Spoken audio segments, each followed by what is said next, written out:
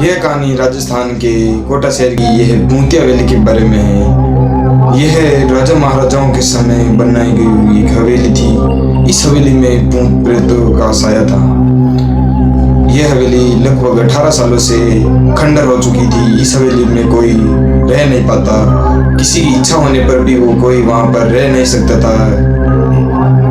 तभी अजीत सिंह ने यह सुना और अजीत सिंह का मन हुआ कि वहां जाऊं और सच्चाई का पता लगाऊं, क्यों लोग वहां पर नहीं रह सकते।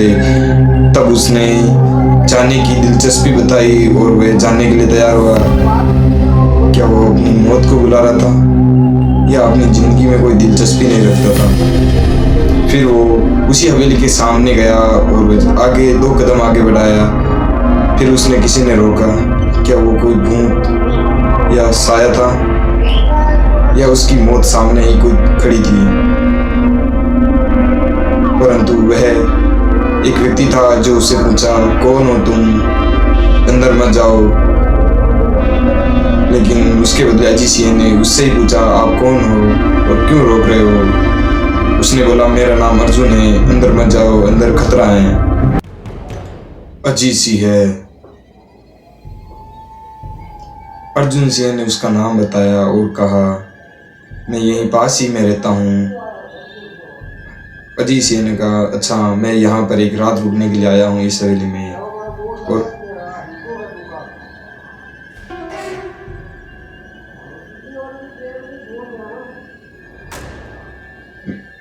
फिर अजीत सिंह ने कहा, मैं यहाँ पर रुकने आया हूँ। तभी अर्जुन सिंह ने बोला, आप चले जाइए, यहाँ मत जाइए, अंदर खतरा है। फिर अजीत सिंह ऐसे खुश हुआ जैसे उसे लॉटरी लग गई हो। अर्जुन सिंह ने पूछा, इतना खुश क्यों हो रहे हो। तभी अजीत सिंह ने बोला, मैं भूतों में ज़्यादा दिलचस्पी रखता हूँ। यह सुनकर अर्जुन सिंह अपना होश खो दिया। और फिर अजीत सिंह अपने उस हवेली में चला गया और यह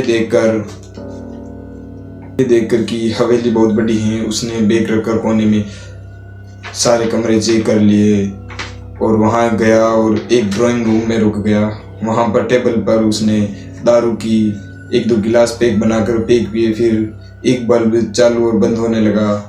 क्या वहाँ कोई आया साया था, क्योंकि लाइट चालू और बंद हो रही थी। यह डर अजीत सिंह के अंदर भी कुछ कुछ दिखाई दे रहा था। क्या होगा अब अजीत सिंह का। तभी अजीत सिंह अपनी जगह पर खड़ा हो गया और सावचेत हो गया। अब क्या होगा, क्या अजीत सिंह के सामने कोई भूत या प्रेत था, या अजीत सिंह क्या अब जान से जाएगा, क्या अजीत सिंह को डर लग रहा था।